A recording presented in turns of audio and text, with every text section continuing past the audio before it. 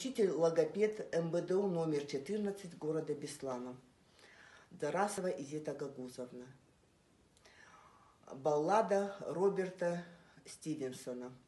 Вересковый мед.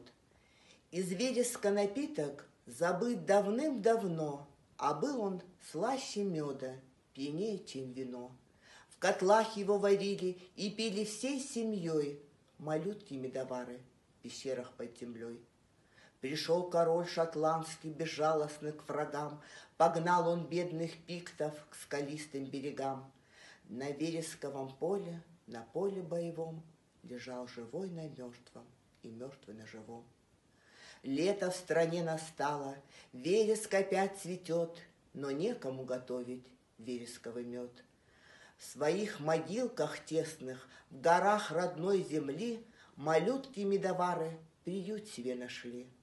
Король по склону едет над морем на коне, а рядом реют чайки с дорогой наравне. Глядит король угрюмо, опять в краю моем цветет медвяный вереск, а меда мы не пьем. Но вот его вассалы приметили двоих последних медоваров, оставшихся в живых.